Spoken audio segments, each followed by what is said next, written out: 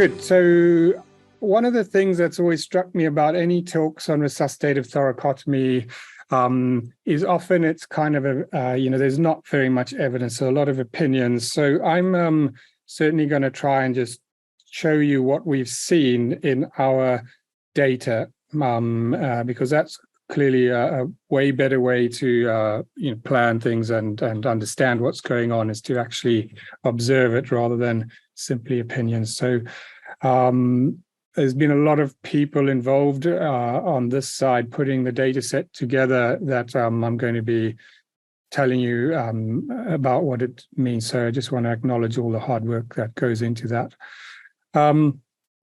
Right, so this talk is about resuscitative thoracotomy, but actually it's about traumatic arrest. And right from the start, I want to just define what I mean by traumatic arrest. So the standard definition of traumatic arrest is a patient who is unconscious, totally unresponsive to any kind of stimulus, and you can't feel any central pulses in them. So you can't measure any kind of cardiac output, whether it be by feeling for a carotid pulse or trying to measure a blood pressure.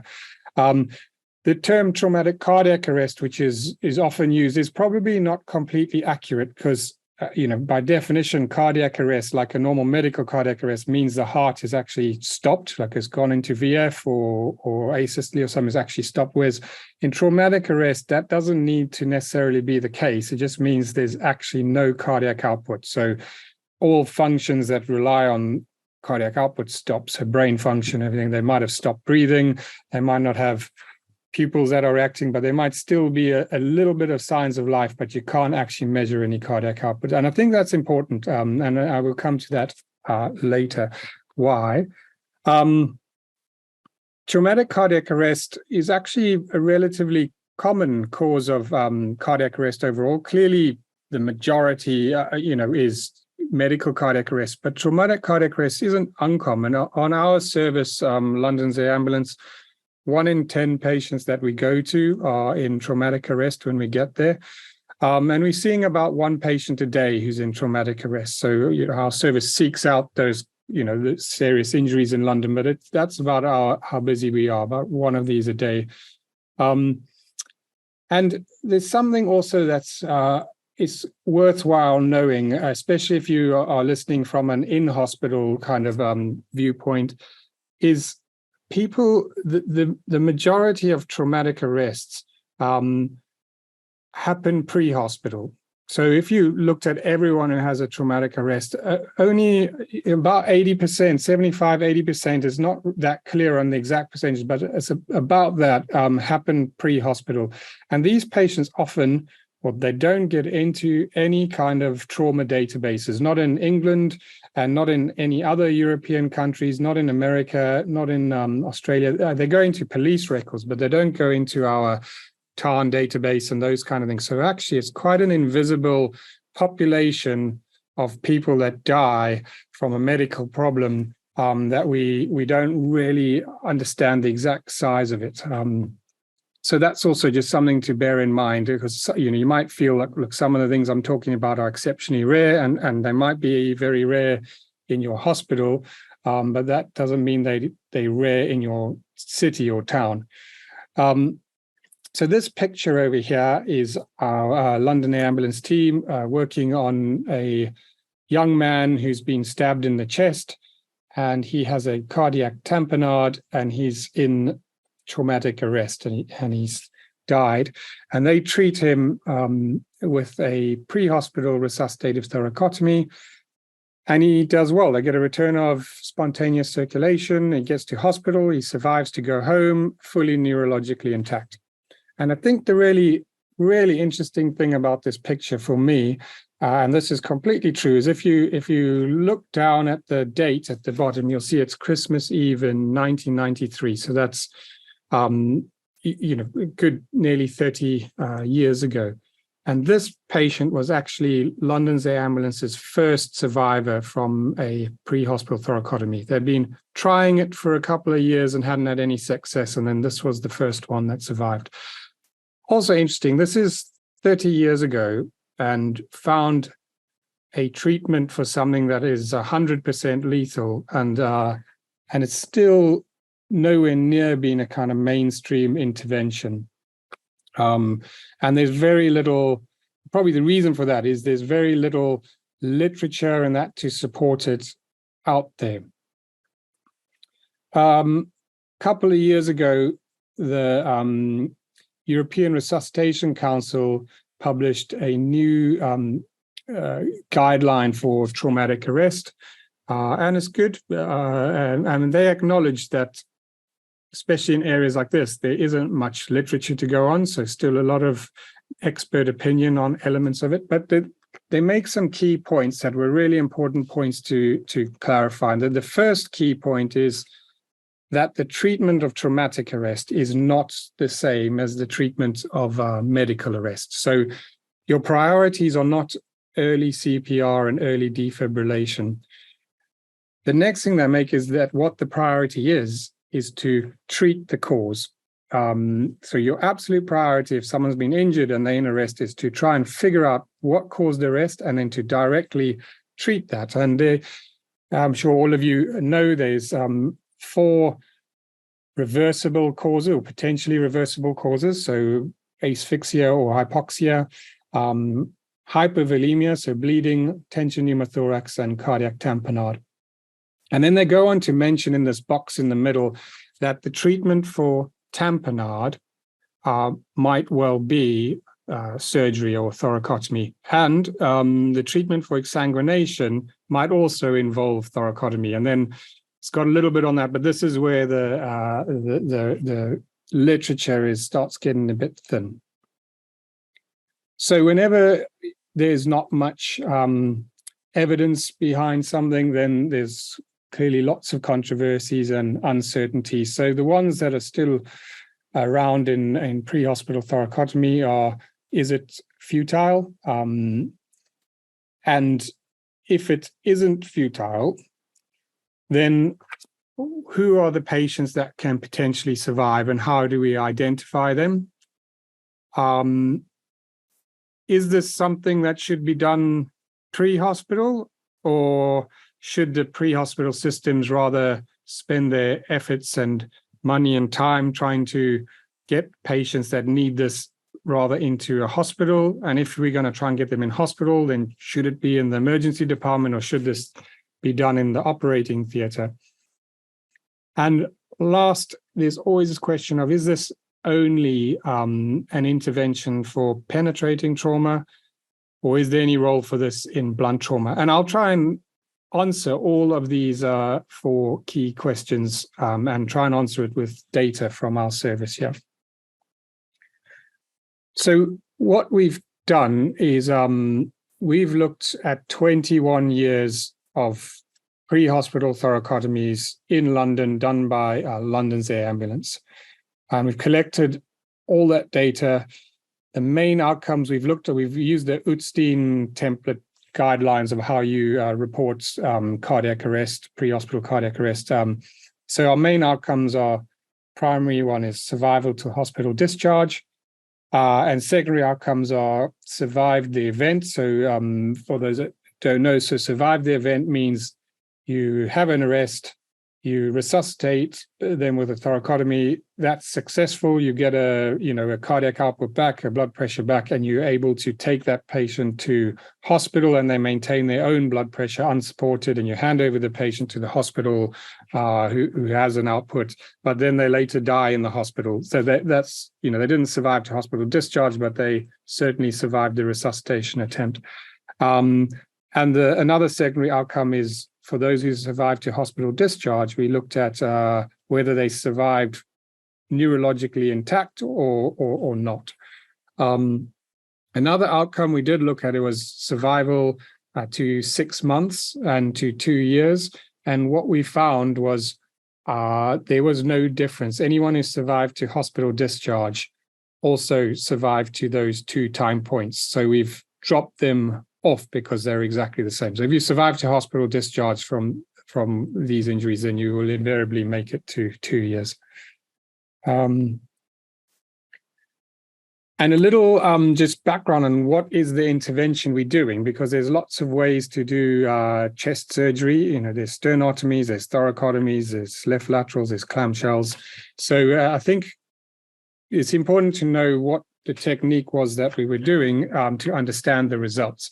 So in our SOP on London's Air Ambulance, the first step, I put it as a step note, as kind of a pre-step, is to do bilateral thoracostomies. So you want to exclude tension pneumothorax as a cause for your arrest. And we do that with bilateral thoracostomies. We try and aim to get them both in the fourth intercostal space. And if there's no response to that, if there's not an immediate return of circulation, then we continue on to the thoracotomy if it's indicated. And the first step is to do a clamshell thoracotomy. There's a picture. This is the pictures of our training dummy, how we train all the paramedics and registrars on London's Air Ambulance how to do the procedure. So that's what the incision through the chest looks like, and that doesn't save anybody's life. That's just to allow you to get to the business end of it and treat it.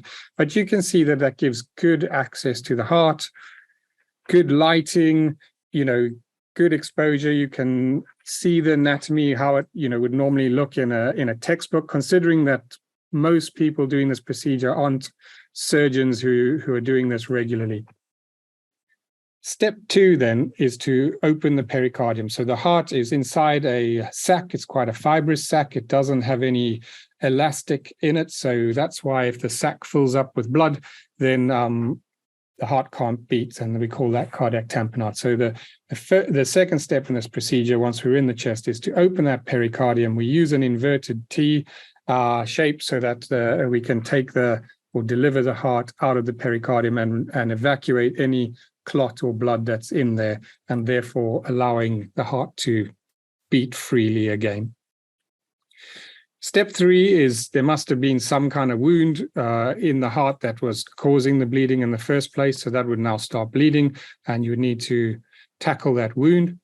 And then and there's a number of methods, and I won't go into those methods, but we use the simplest methods possible just to control a heart. We're not trying to do fancy definitive repairs. So sometimes it's just a stapler or just putting pressure on your finger, or sometimes it's a vascular clamp or something, whatever gets the job done the quickest. And then the last step is, in some cases, if you get there quick enough, the heart will just automatically start beating again. And that's ideal. And those people usually do very well. In others, they've been in arrest for a bit too long, and the heart doesn't start again when you take it out of its sac. So then we need to resuscitate it. And how we do that is open massage of the heart, two-handed, good quality massage, at the same time occluding the descending aorta. So you're keeping all the blood that you squeeze out the heart within the aortic arch so that it can come back down those coronaries and oxygenate the heart to try and get it to start beating again. And the third element is to make sure there's enough volume, because some people would have arrested from tamponade, some will have arrested from exsanguination, and clearly the exsanguinated patients, they've got an empty system, so you would also need to fill them up. So 3 important elements to the internal resuscitation is aortic occlusion, good quality massage, and volume resuscitation.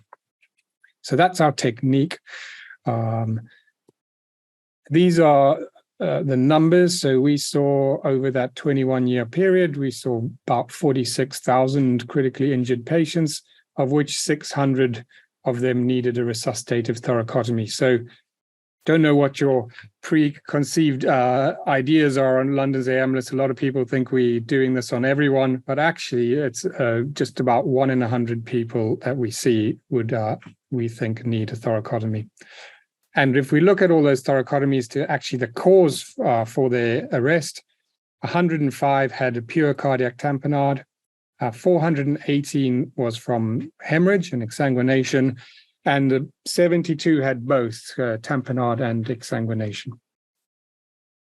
So I'm going to talk first about that overall tamponade group and talk about that in detail, and then we'll go on to the exsanguination group, because they are 2 completely different disease processes, different physiology, different everything. So I think lumping them together just doesn't make any sense, and you can't figure out, what you're meant to do if you try and lump it all together.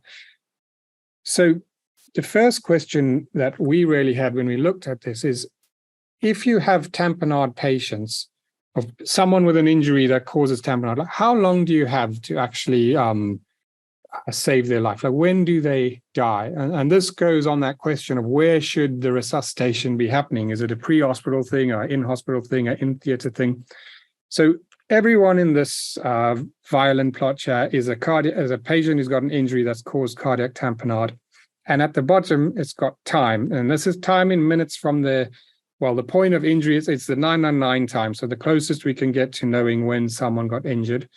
And you can see the bands are the quartiles. So the thick band is 50% of them, and that's at 11 minutes. So half of people with a tamponade will have already arrested by 11 minutes.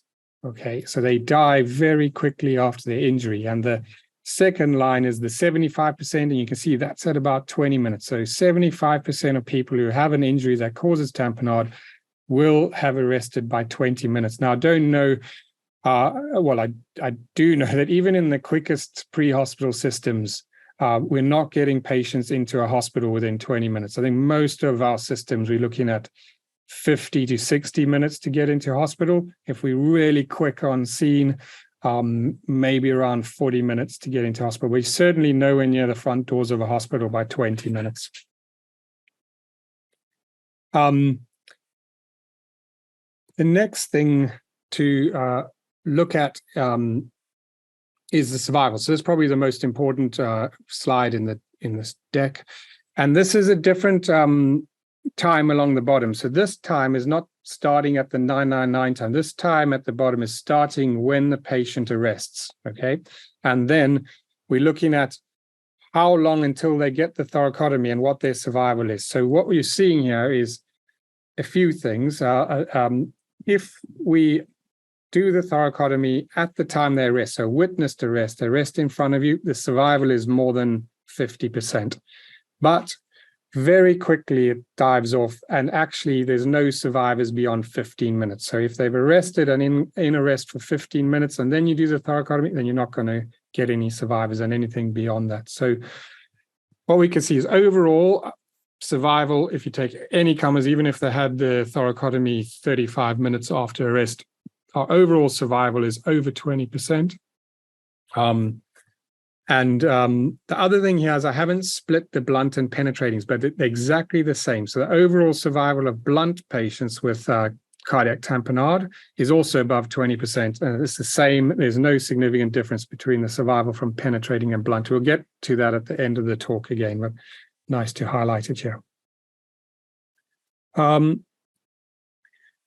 This graph is the same data, but I'm showing all the outcomes. So the black is patients that died on scene, that are pronounced life extinct on scene. The medium gray is the ones that survived the event. So you got a good ROSC, you got them to hospital with a good cardiac output, but they died in hospital. And the light gray is those that survived to go home. Okay, and I've changed the time at the bottom into categories rather than continuously. So what we can see is if you do it in under a minute, as we said, about half of them survive, but nearly all of them survive the event. So only very few die on scene. Similarly, if you do it within 5 minutes, but then rapidly tailing off after that. And if we actually look at just the first 10 minutes after arrest, well, most of us know from medical cardiac arrest that if someone's been in arrest for longer than 10 minutes without any defibrillation or CPR, then the outcomes are dismal. So if we look at the first 10 minutes of someone who's had a traumatic arrest, actually, the average survival is over 40% if you get it done in those first 10 minutes. And about 3/4 of them will make it to hospital with a cardiac output. So quite good. I don't know what anyone thought before of the outcomes of resuscitative thoracotomy, but clearly this is an effective intervention for people who actually are in arrest.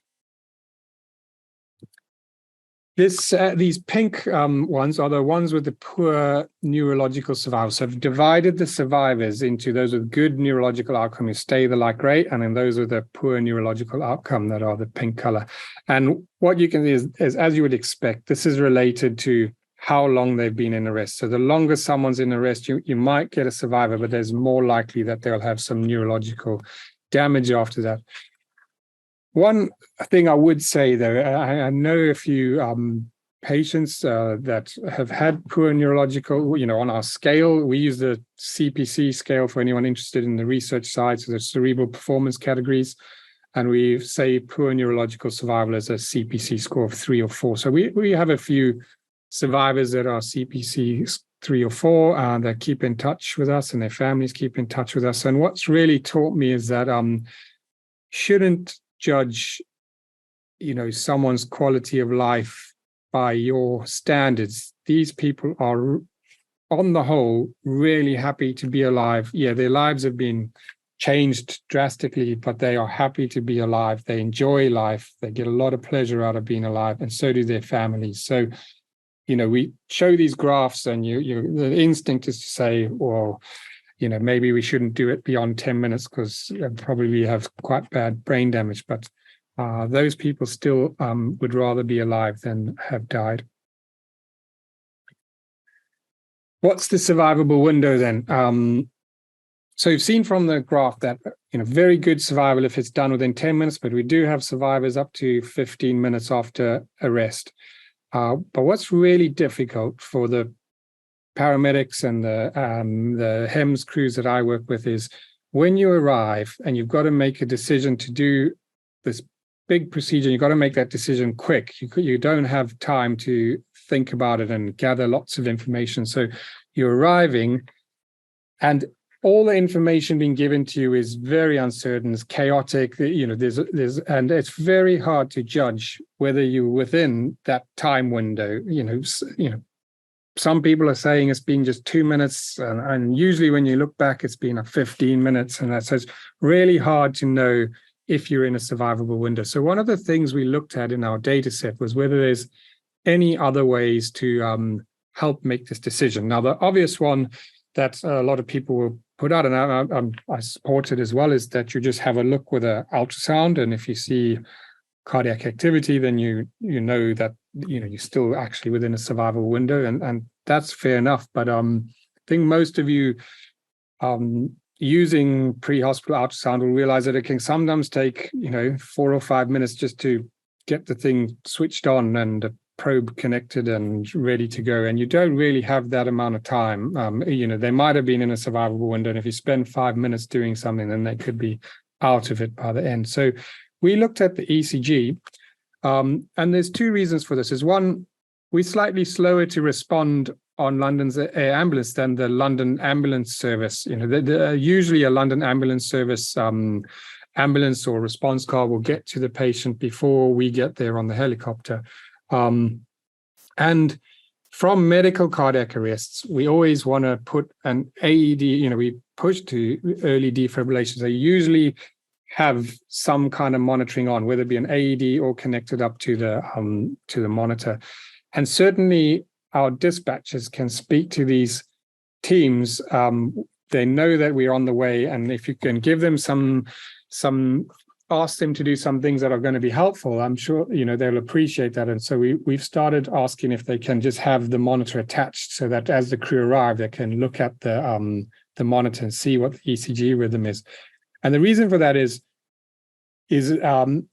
what we found is at the point of doing the thoracotomy, when people decided to do it, we looked at all the rhythms that people were in, and there were basically only 2 rhythms. Either they were in, because none of them had a central pulse, they were all in traumatic arrest, so unconscious with no palpable central pulse. So they all were either in PEA or asystole. But PEA is kind of an unhelpful term because it's a bit of an umbrella catch-all term. So we broke those PEAs down into what the actual rhythms were. So it could be, a narrow complex rhythm, or it could be a narrow complex bradycardia, or it could be an agonal rhythm, just these wide complexes with no proper shape to them, or true asystole, where there's nothing on the monitor. And we looked then at people, we broke them down into what rhythm they presented in and looked at then how long they had been in arrest for, to see if the ECG rhythm could tell us anything about how long someone's been in arrest for. So at the bottom is minutes that someone's been in arrest. And what we found is if you had a narrow complex tachycardia or a normal speed heart, then you'd usually only been in arrest for 1 or 2 minutes. Okay, so you'd only been in arrest for a very short time if you still had a narrow complex. If you were starting to slow down in bradycardia, then you'd been in arrest for about 3 minutes. If you were in a wide complex rhythm, you'd been in arrest for about, on average, about 7 minutes. And if you'd already got a flat line, then you'd usually been in arrest for more than 16 minutes, about there. So very close correlation here between the ECG rhythm and how long you've been in arrest. So that's quite helpful in trying to let you make a decision on how long someone's been in arrest. But we wanted to see, we know that the time you've been in arrest correlates directly with your chances of survival. And now we've seen that the ECG rhythm seems to correlate with the time. So the obvious thing then is that the ECG rhythm should then correlate with your chances of survival. So we looked at that next, and it does. So those that have a sinus rhythm have a chance of survival of about 60%. And once they're slowing down, that drops to about 35%. And when it's agonal, in the high 20%, and quite a low chance of survival when you're in asystole, but not zero. So we've had survivors who have a flat line with tamponade. And again, I've added just to the survivors, those with the poor neurological outcome and the same thing. So we knew that that's related to time. So the worse rhythms, the longer you've been in arrest for, the more chance of having an unfavorable neurological outcome. But we did have, patients who were in asystole who survived and fully neurologically intact. But okay, so that's helpful. Move on now and talk about bleeding, because that's the bigger group actually. So about 1/5 of all of our patients were tamponades, and about 4/5 were hemorrhage. Now I'll go through all the same stuff. So how long does it take for someone who's bleeding to arrest? So again, just to recap, this time at the bottom is the time from your point of injury, or 999 times. So the closest we can accurately get to when the injury might have occurred to the point that you go into traumatic arrest. And actually, it's a little bit longer than the tamponade. So the tamponades arrest quicker. This is slightly longer, but not by much. So half of the patients are in cardiac arrest by about 12 or 13 minutes. And certainly 3/4 of them have arrested by about 23, 24 minutes after injury. So yes, some do arrest at 60 minutes after injury, but you can see that the vast majority are going to arrest during the pre-hospital phase before you can get these people into hospital. So again, if you really want to have an intervention that's going to be meaningful, it's going to need to be applied during that pre-hospital phase of care. It's just not possible to get patients into a hospital that fast.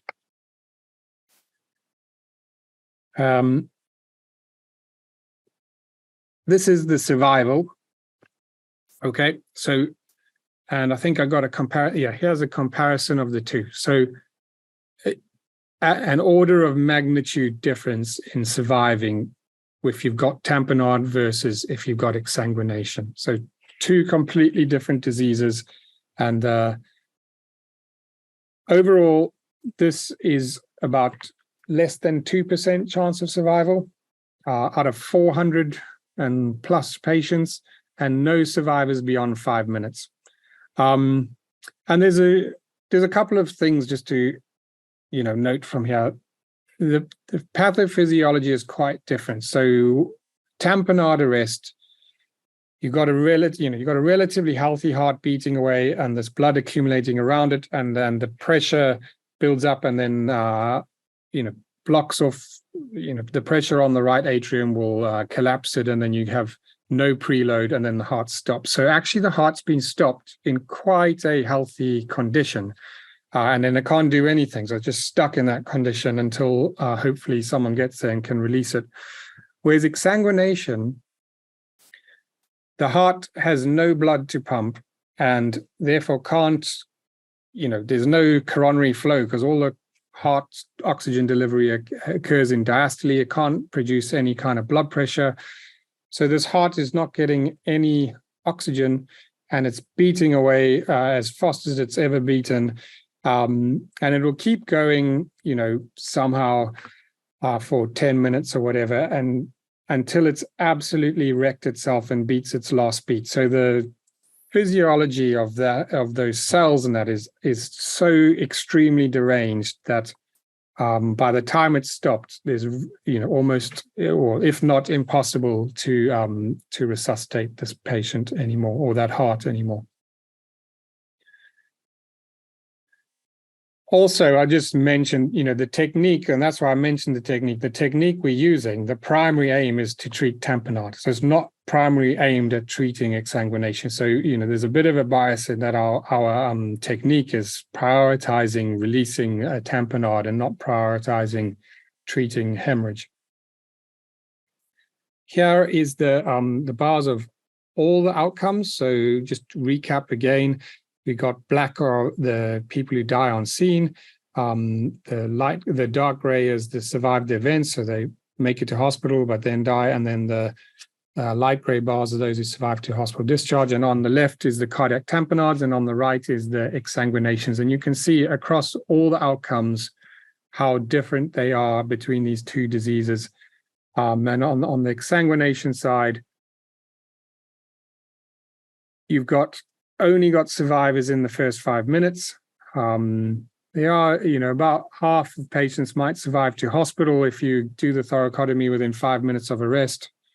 This is people who arrest in front of you. If you're doing a thoracotomy within a minute of arrest, it's invariably they've arrested in front of you, and you're getting a survival of, 2 or 3%. Half of them making it to hospital, the majority dying, and anything beyond 5 minutes, pretty much all of them die on scene. It's not possible to even get a ROSC. So on the whole, I think my take home from this is that the thoracotomy that we do, the procedure I outlined is not an effective treatment for those that exsanguinate.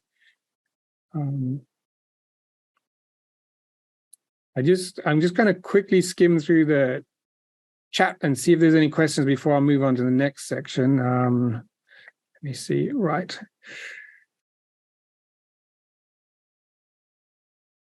Okay, nothing. We'll get to questions afterwards then.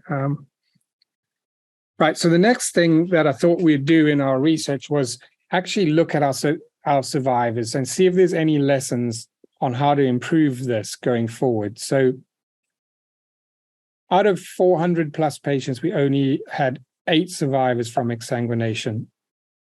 And these are the 8 tabulated out. And what we found was interesting. Okay, so the first thing is that all the survivors had penetrating trauma, mixture of stabs and gunshot wounds, but all penetrating trauma. Now, a 2% survival from penetrating trauma versus a 0% survival from blunt is there's no, in a population of 450 patients, there's no difference statistically between those two numbers. So it's not to say blunt can't survive, but we haven't had a survivor. So the penetratings are the ones that we seem to have managed to resuscitate. The site of the hemorrhage was all over the place. So, you might say, well, the people with bleeding in the chest would be the most likely ones to survive because you get in the chest and you can hopefully try and stop that bleeding. But actually, we had lots of survivors who were hemorrhaging in the abdomen, even from, femoral vessel injuries in the thigh, and even, one in the neck. But these are the really important things. So every single person who survived had a narrow, complex, organized rhythm on their ECG. So there were no survivors from asystole and no survivors from a wide agonal kind of rhythm. And as we've discussed, all of them were basically witnessed cardiac arrest who had the thoracotomy done almost immediately on arrest. Other thing is that all of them had aortic occlusion. Now, I said to you in the beginning, that's a really important part of doing effective resuscitation. But when we looked at all the people who died, only about 2/3 had aortic occlusion. So that is an important difference when 100% of your survivors had it, but only about 2/3 of the non-survivors had it. So that's something that maybe we thought might be helpful. And because most of them had a beating heart, quite a few of them didn't need internal massage. Some of them did because the heart was beating feebly, so the clinicians helped it along with some internal massage, but some of them was beating fine and they didn't need to do any internal massage. This is the other really important point, I think, is the amount of volume that was given. And it makes complete sense. They've exsanguinated, they have no blood left in their system. So you're going to, this is obviously going to be helpful to fill them up. And by in-hospital standards, you might say that's not much volume. But actually, if you think about what people carry on them pre-hospital, that's everything that the teams have. If you're given 3,000 mils of crystalloid, that's invariably all the crystalloid you carry. You can see later in the study, we were carrying blood or whole blood, and they were getting, we either carried 2 units of whole blood or 4 units of blood, and they were getting all of that as well. So all the survivors had been given all the fluids that the team carried. And as far as neurological outcome, actually was really, really good. On the whole, if they survived this, then they generally had good neurological outcome. So I think our take-home messages on how to go forward with thoracotomy for exsanguination is that aortic occlusion is important, and we understand why that is, because if you occlude the aorta, you immediately improve coronary artery perfusion. And they need a lot of volume. And what we've found is we've doubled, almost tripled the amount of blood we now carry on us, and now so we can give a lot more. So now we can give 8 or sometimes even 12 units of blood pre-hospital. And what we found is just since we've been doing that, which has only been for maybe about 2 years, we've already had almost the same number of survivors from thoracotomy from exsanguination. So, it's not like complex, but, refilling an exsanguinating patient with a lot of volume, and then they survive. So those are our take-home messages. So what's the survivable window? Again, we wanted to see just, if we could use the ECG as well in the exsanguinating patients, as well as in the, as I showed in the tamponade patients. So again, interestingly, only 2 rhythms. We weren't seeing VF or any VT or any other kind of rhythms. We saw them later in the resuscitation. So often when you're resuscitating a heart and you've given some adrenaline and all of that, then we did see that some patients came back by going into VF first and then went back into a rhythm. But the rhythm of the arrest was either PEA or asystole. Slightly different times for this, so a little bit shorter time. So the people who were in a narrow complex normal speed rhythm had usually been in arrest for about a minute. Similarly, the ones that were slowing down had also actually on average been in arrest for about a minute. Agonal rhythms had been in arrest for about 5 minutes, and asystole, usually someone had been in arrest for more than 10 minutes. And then we looked at whether this correlates with outcome, and what we saw again was exactly that the only survivors were if there was an actual narrow complex rhythm. So just to end, the last point I wanted to discuss, and then we can go on to questions, was this question that always comes up about whether it's just for penetrating trauma or whether it's for blunt trauma. And we took all the data we had on all the variables. We looked at every variable we had and saw whether it was related on a univariate analysis. So just looking at that variable and surviving to go home, whether there was any relationship. And then we put every variable that was associated with survival into a regression model that you can then see, because sometimes 2 variables are measuring the same thing as by the same process that they're associated with survival. So then we can see which ones, after adjusting, which are the true measures that are associated with survival. And what we found was only 2 factors out of all the factors, like whether it's a witnessed arrest, what the ECG rhythm was, whether they had CPR before, whether they got given adrenaline. We put everything in. And only 2 things came out as being significant. One was what caused the arrest. Was it tamponade, or was it exsanguination, or was it a mixture of the 2? So that was very, very strongly associated with whether you would survive. So adjusted odds ratio of nearly 30%. So 30 times more likely to survive if you had tamponade over exsanguination. And the second really important factor was how long you'd been in arrest. And again, really big odds ratios here. So nearly 20 times more likely to survive if you had been in arrest for either less than a minute or 1 to 5 minutes, and then dwindling off very quickly and non-significant after 5 minutes. All the other factors we found were related in some way to one of these 2 factors. So I've shown how like ECG rhythm is related to how long you've been in arrest for.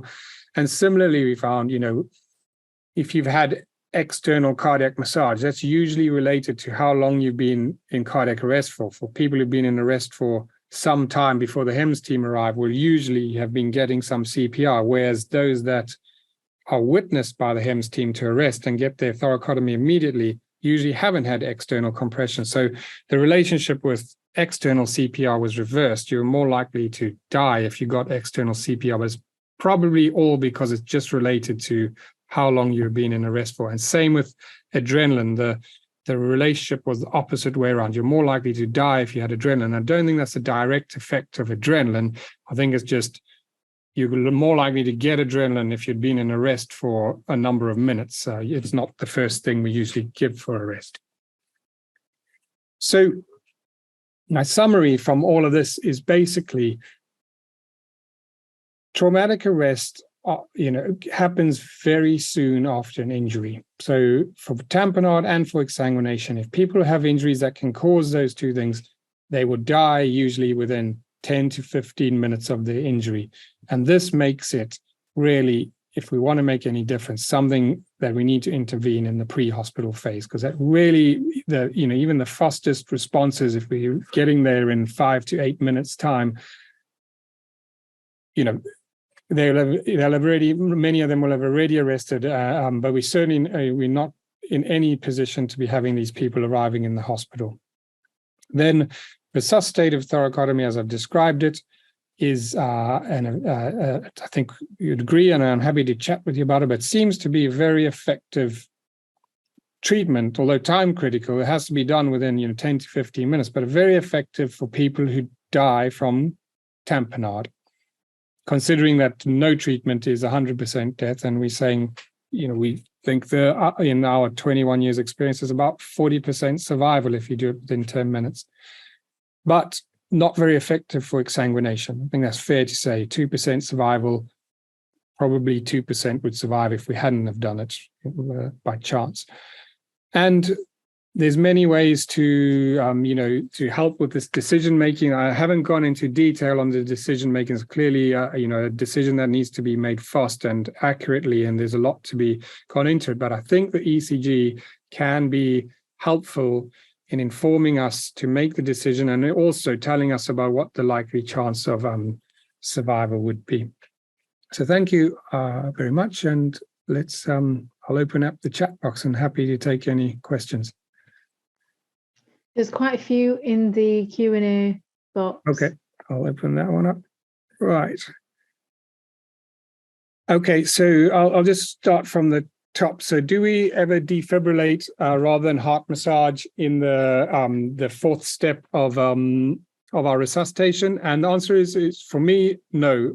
I find that, as I said, most patients aren't in VF, and those that go into VF, is usually whilst you're trying to resuscitate them, is usually an irritable myocardium because they're hypoxic. So keep on with good quality massage, aortic occlusion, and volume resuscitation. And although a lot of people will tell you that VF can't automatically come out, it does. You can massage them through the VF. You deliver oxygen to the heart, and it will start beating again and get a coordinated rhythm in the majority. That said, though, I've certainly have defibrillated some, but usually it'll be if they just won't come out of the VF. You're doing good quality massage, the VF is getting coarser and coarser. It goes the other way if you've got good quality massage. But sometimes stubbornly just won't go into an organized rhythm. And then, yes, we close the chest down pre-hospital and give an external shock and try and get it into a rhythm. But on the whole, I'd say you can internal massage through VF. So next question.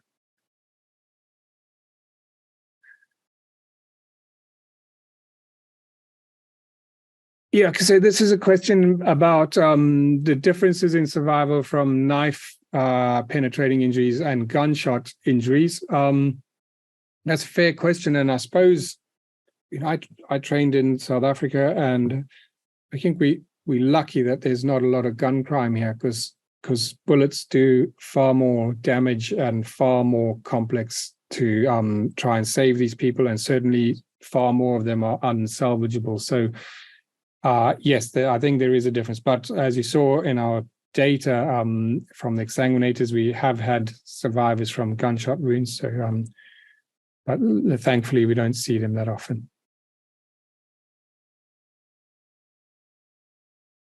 So about treating tamponade and exsanguination on scene if you don't have the skill set to perform thoracotomy.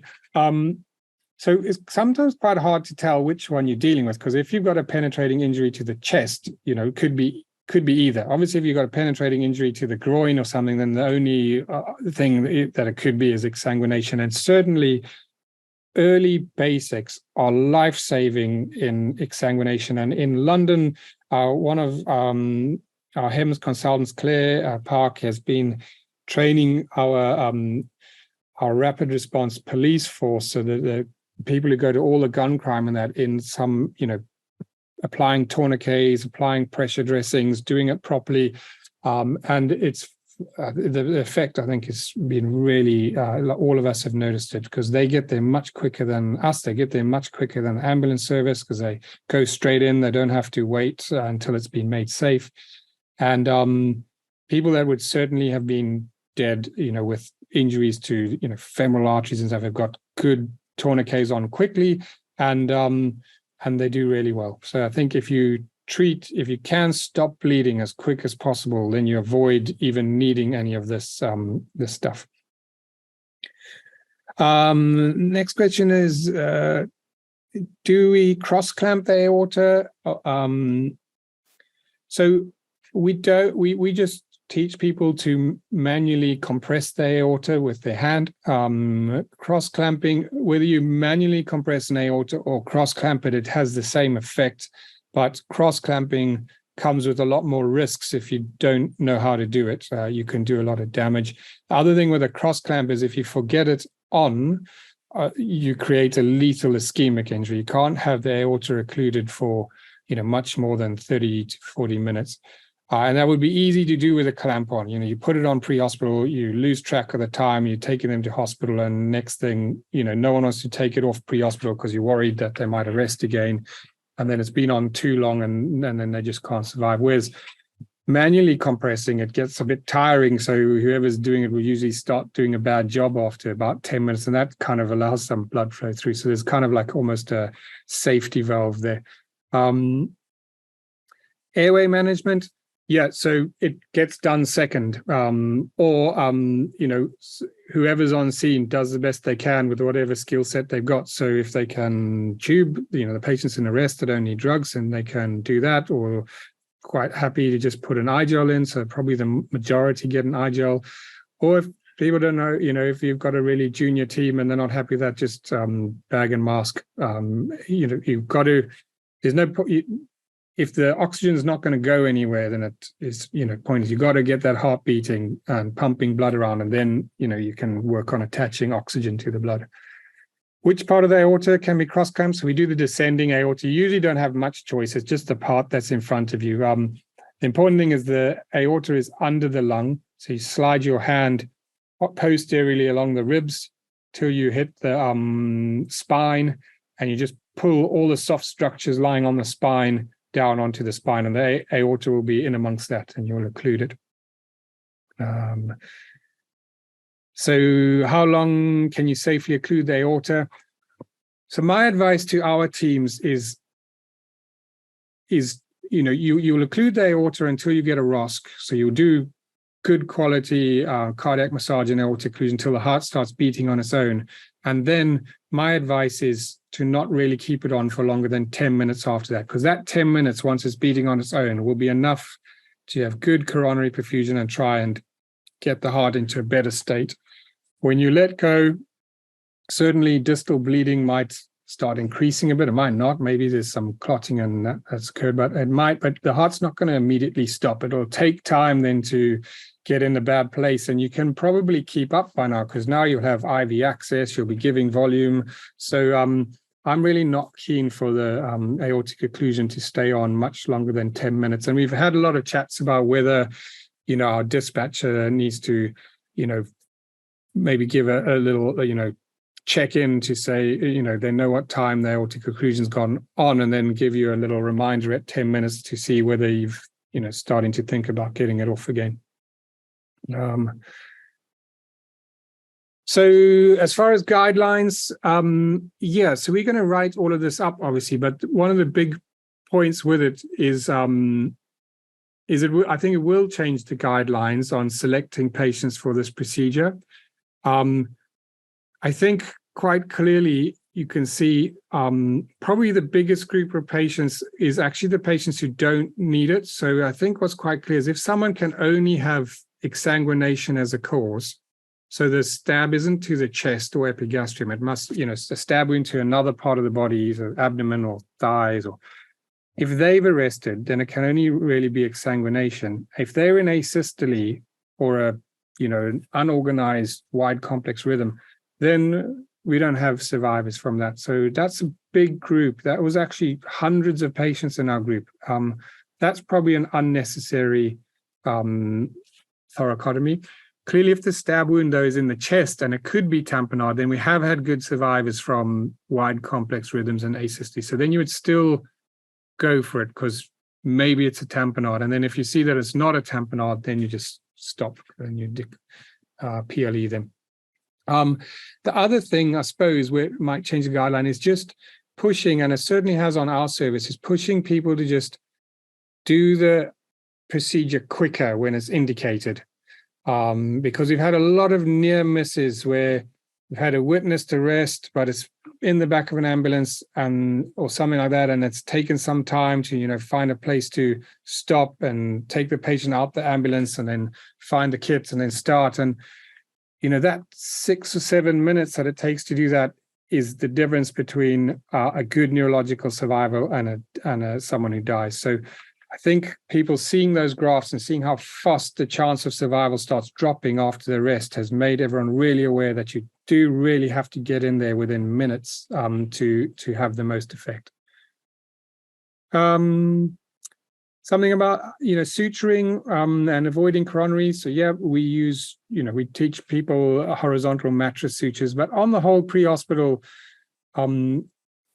we're teaching people just to staple with a surgical stapler, or if it's not a ventricle, then just to use a clamp. So if it's a atrium or atrial appendage, just clamp it off, or if it's a vessel, a side biting clamp, because you can just put it on and then the bleeding's sorted quick and easy, and it can be sutured in the hospital. Who performs the procedure in our center? So pre-hospital, we have a range of different specialties. Most people are anesthesia or emergency physicians, but we get all sorts. We've had orthopedic surgeons, we heard, everything. So, and everyone who comes on our service is taught how to do it and undertakes it. In the hospital, we're lucky. We have trauma surgeons 24/7, and invariably, if we have someone coming into the hospital like this, even in the ED, there'll be a trauma surgeon there. So in the hospital, I think very often done by trauma surgeons. Certainly the successful pre-hospital ones, then they land up in theatre and be finished off by a trauma surgeon.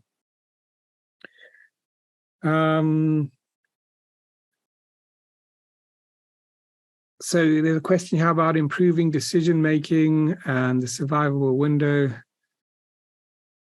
Yeah, it can be difficult to distinguish between tamponade and exsanguination. So I didn't present it, but our data basically is if you've got a stab wound to the chest or the epigastrium, there's a 40% chance that you've got a tamponade and a 60% chance on average that it's a exsanguination for all our cardiac arrest. So if it's in the chest or epigastrium, then that's the split. Now, clearly, 40% with a tamponade, and tamponade has such a good chance of survival, you would almost always, if they're within that, 10 to 15 minutes, then give them the benefit of the doubt. Penetrating injuries outside of the chest or epigastrium, there's no, we had one tamponade from a gunshot wound to the abdomen. So there's really very unlikely to be a tamponade. So it's almost always an exsanguination. So I think then you can be quite clear that it's an exsanguination if it's not chest or epigastrium. How many patients in our data set were pediatric? I think a few, and it's something we're going to look at separately, but the range, our youngest in that data set is 2 years old, and the oldest is 99. So there's a big range in that data set.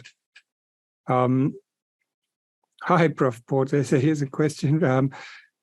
What is our experience of children in both scenarios? So yeah, so I suppose we've answered that, and we do want to dive into that a bit more. I mean, the majority of the children in this data set are going to be that 14 to 16-year-olds. That there's a lot of that age group. I think the majority of people with the penetrating trauma in this group is 14 to 25 age group. So I think it will be interesting for us to look at that.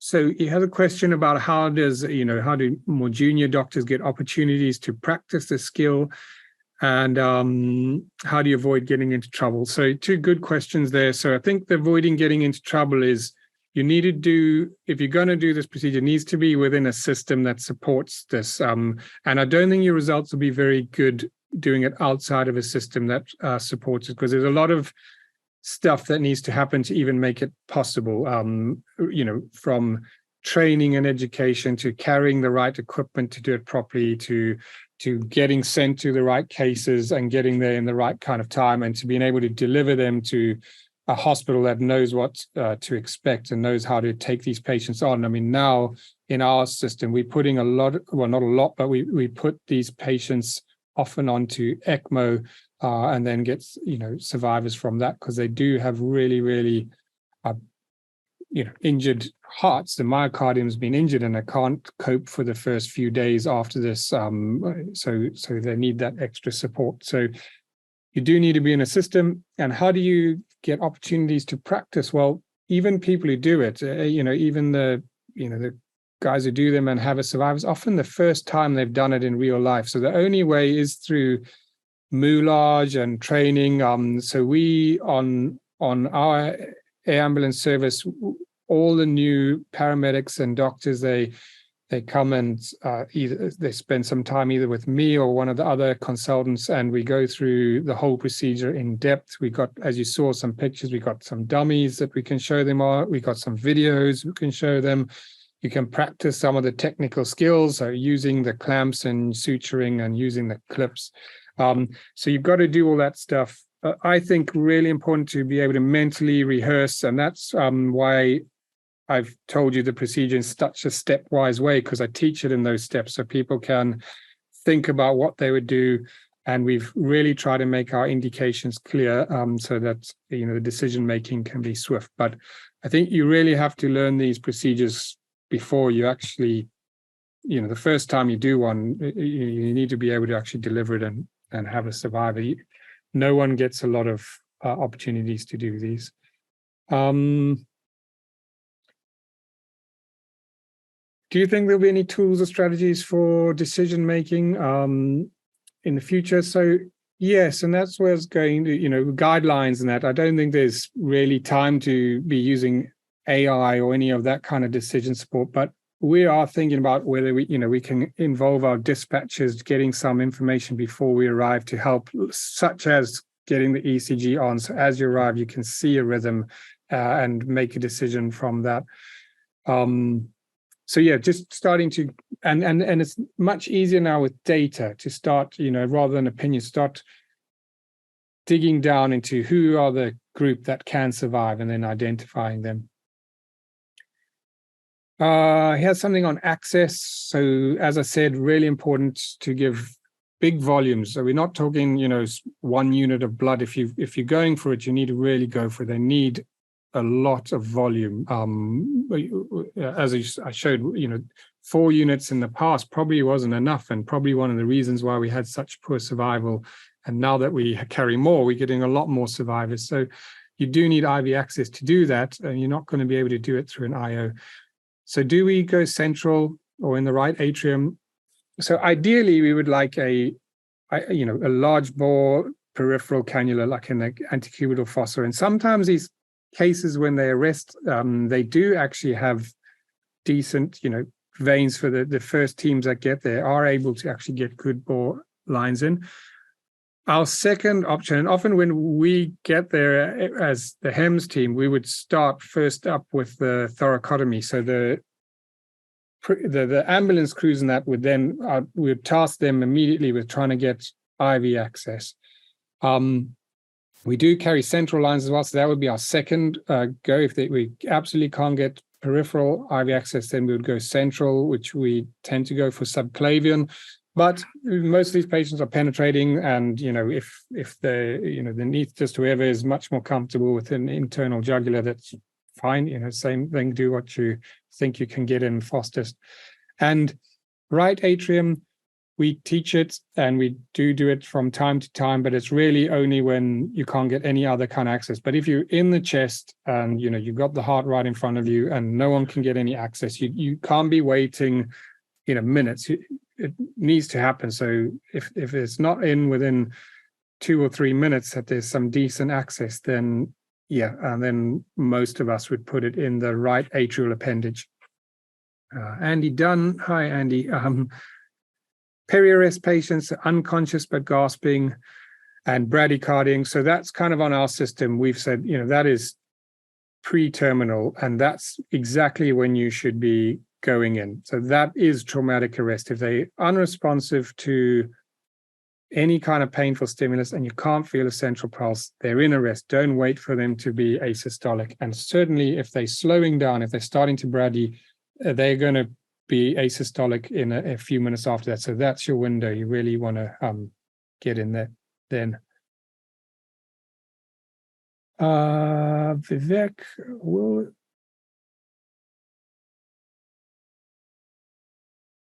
yeah, so this is about why is it effective, and is it because of coronary perfusion? And certainly, so on the tamponade side, it's about releasing the tamponade. And if the heart's not beating, certainly coronary perfusion will get it going again.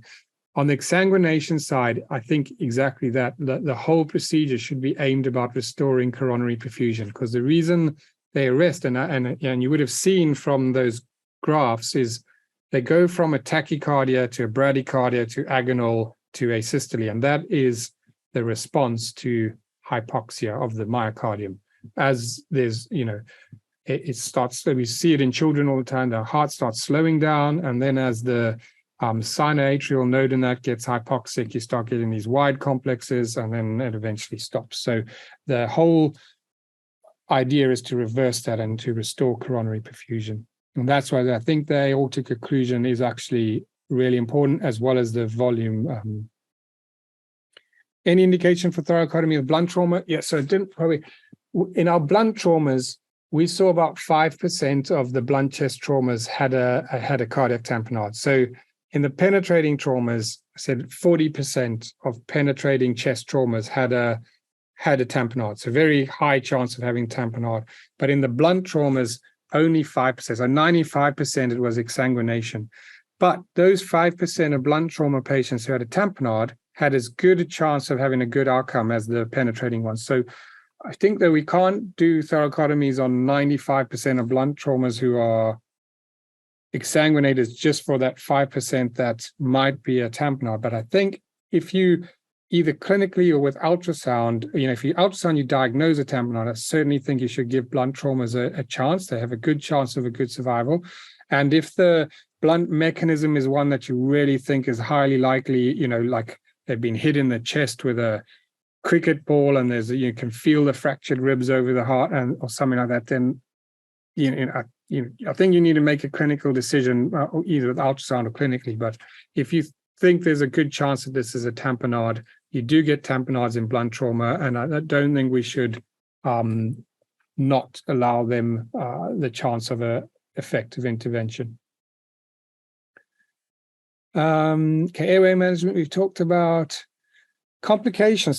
So not really. The survivors, I suppose, yes, we do have complications, but they don't tend to get bad wound infections. We're doing this in unsterile. The chest wall is very vascular, and they tend to heal up really well if they survive. Probably the most common complication is there can be a lot of pain from these incisions, the clamshell incision, and some of them, do have some more chronic pain if there's been injuries from either the incision or the stab to the intercostal nerves and that. So that's usually probably the most common one. It's still not that common. I see most of the people I see who survive clamshells, they quite, they don't have any pain in their wound, and their wounds heals up nicely.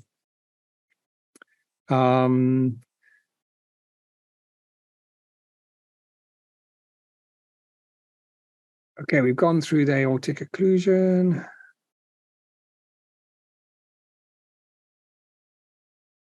So TXA, TXA is not, it's not going to really add much benefit to someone who's in arrest. But if you get a good ROSC, then on the way to hospital, I would give them it because they'll be bleeding from the wound incision, and so that can be helpful then. I wouldn't let it delay getting on with the thoracotomy in any way. Obviously in our data set, it's skewed because on the whole, only the survivors got the TXA. So yes, when we looked at the univariate analysis, TXA was associated with survival, but that's, I think, because the only people that were given it were the ones that had at least a ROSC.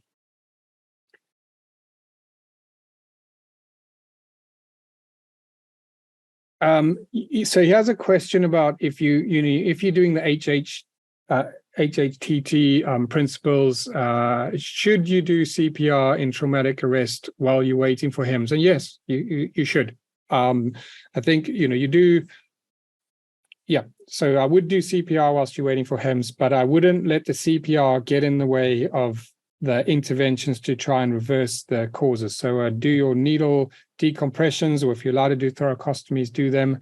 Make sure you're giving, volume resuscitating. Make sure you've controlled any hemorrhage. So do everything you can, but you can do the CPR as well. And then certainly, I suppose the biggest thing is when a team arrive that can do a thoracotomy, you wouldn't delay doing the thoracotomy because there's CPR going. It should just stop then, so that the actual intervention that's going to make a difference can be done. Right. Neurological sequelae of cardiac arrest. Well, yes, if you've been in arrest for too long, as we showed there, the poor neurological outcome and then death is directly related to how long you've been in cardiac arrest for.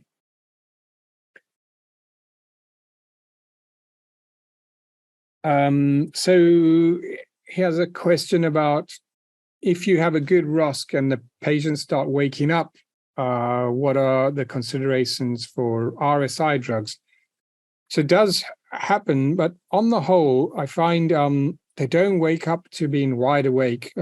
They start, getting pupils become reactive. They start biting a bit on their tube. They start fighting the ventilator a bit, and these are good signs that this patient's going to do well. They don't tend to open their eyes and that, but I would simply give some ketamine, because that's a good analgesic, considering you've cut their whole chest open, and it's hemodynamically pretty stable drug. And if they're fighting the vent, you might want to paralyze them with some rocuronium if you've already got, the airway. You got an ET tube in and they're on a ventilator. So that's probably what I would do. Where were we?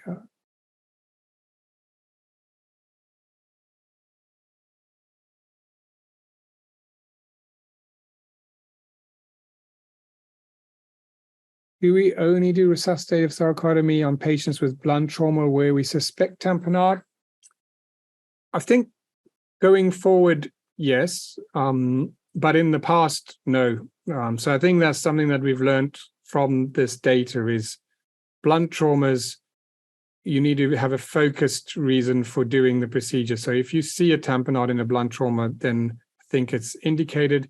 Similarly, if someone is exsanguinating and they arrest in front of you, maybe in the future, just a slightly different procedure, but simply a left lateral just to get aortic occlusion on, and not doing the whole process of opening up the, if you're sure that it's exsanguination, so say from a groin wound or something, then we could use aortic occlusion either by surgically, or we also use Reboa. So there's two ways we can occlude the aorta. But I think in these very early cases, 10, 15 minutes or 20 minutes after injury is a different population than what's just come out in the Reboa trial. And it seems like in those cases, to avoid a full cardiac arrest that's non-survivable, aortic occlusion probably does have a role, just to give you the time to get the volume in and get on top of the volume problem, and then to release it.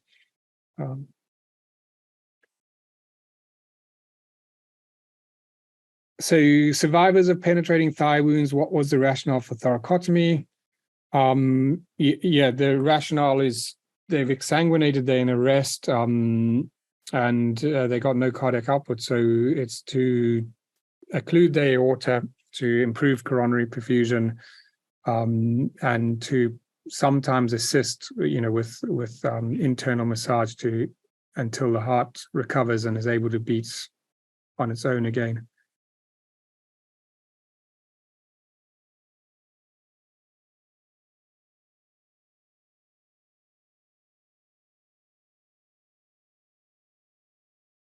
So here's a question about whether it would be helpful for ground ambulance crews to have the equipment needed for the procedure ready for when a HEMS crew arrive. Probably not. And I didn't show you the data, but actually, on average, over 600 thoracotomies that we did, the time from arrival to the time starting the thoracotomy was about a minute. Okay? And that sounds like very quick, but actually, if you count, 60 seconds out, it's a long time when this is all happening. But I think that's hard to really improve on, considering you got to make the decision of that. So our equipment setup is very simple equipment. There's not much in it. So I don't think there's any delay from an equipment side. I think things like applying an ECG monitor and having that ready, so as the team come, and telling this patient's been unconscious, don't have any palpable pulses, how long you think they've been in arrest for, and having that kind of stuff, that information, having it nice and clear, given straight away. We can't listen to a long handover of like 4 minutes of everything that's happened. It's just targeted information, what we need to hear to make that decision quickly. That would probably cut down the time to doing the procedure more than having the equipment ready. Question on bleeding mammary arteries after ROSC. Yes, they do bleed. Start squirting, usually only the proximal ones, usually one of them or so. Again, for me, that's a really good sign that they're probably going to survive. You're not going to bleed to death from a mammary artery in the 10 or 15 minutes it takes to get you to hospital. But the natural reaction of anyone, you don't need to be a surgeon, is if you see something spraying blood, you push on it and that will stop the bleeding. So you don't need to do anything fancy. We do carry little mosquito clamps and you could suture it off, but actually on the whole, you can just press on it and it will stop bleeding, and the surgeons in the hospital can sort that out.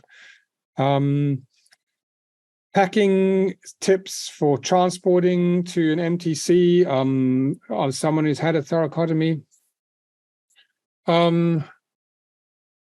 Yeah, so probably need a bit more time. There are some tips and tricks. So on our service down here, we often load them backwards, feet first, into the ambulance, so that the left side of the chest is still available if you want to put aortic occlusion back on, because otherwise, you're having to lean over the patient too. But on the whole, hopefully by the time you're transporting, they've got their own cardiac output, so their heart's beating again, and all you're really worried about is just making sure there's enough volume to go around so it doesn't arrest again.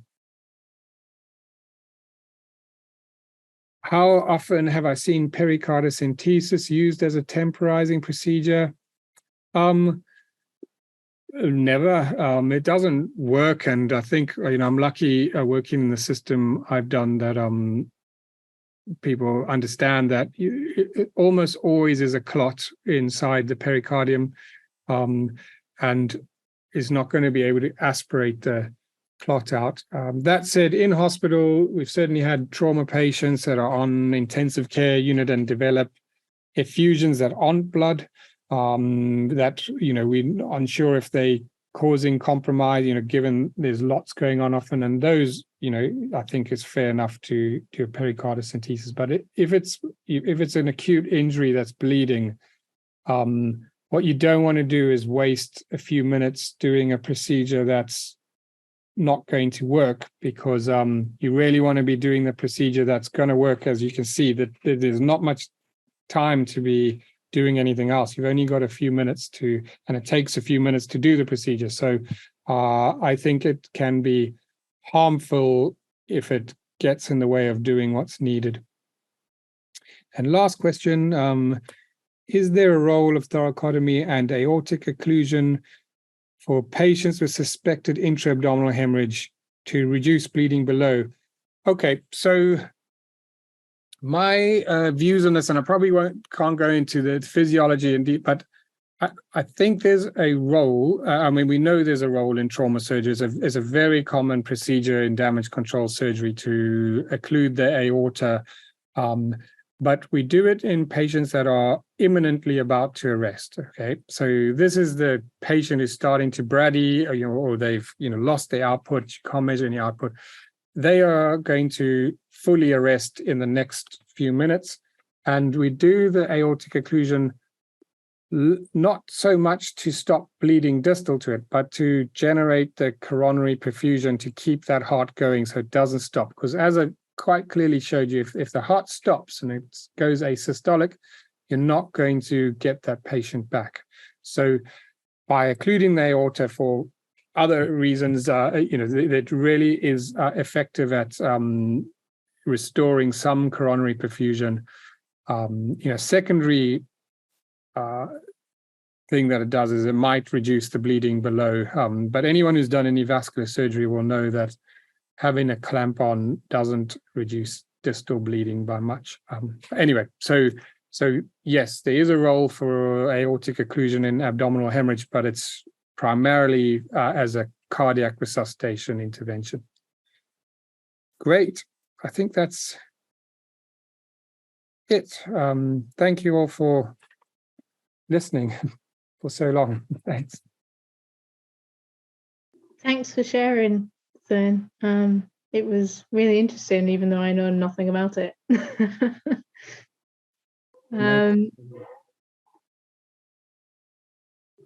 And if you liked this webinar, our next one is on the 12th of July, and it's the realistic challenges of military trauma simulation, presented by Surgeon Lieutenant Cardinal C.S. Swain. I have no idea what that's going to be about. I assume some kind of surgery. If you want your certificates and you're not a member, please scan the QR code there. It was made and created by the lovely Anna. If you can't scan the QR code because you're on your phone, just email us at admin and we'll send you across the link to fill in your form.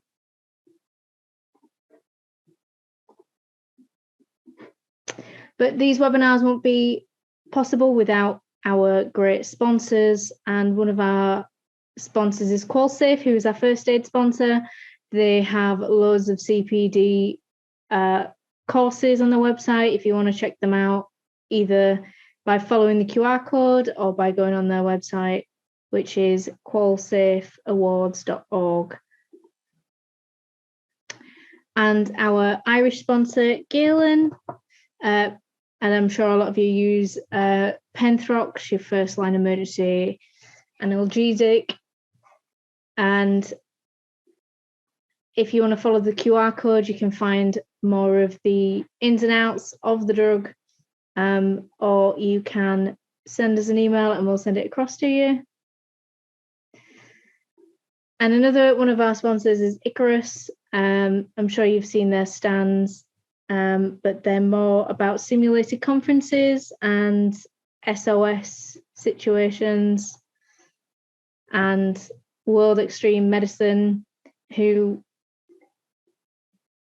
want to do more wilderness medicine, and they do courses from the UK to Slovenia to Norway. And we're partnered with Pro Trainings and our academic partners, the University of Gloucester, Wolverhampton and Sunderland. And thank you so much for joining. And I know we've run over, but it sounded really interesting and Zane got to answer all your questions. Have a good night, everybody. Be safe. And if you're in the rain like I am up here, make sure you wear a cagoule. But I will leave you with a little tidbit. Did you know that the speed of a computer mouse is measured in Mickeys? That's my educational input. Have a good night, everyone. Thanks, Emma. Bye-bye, everyone. No problem. Bye.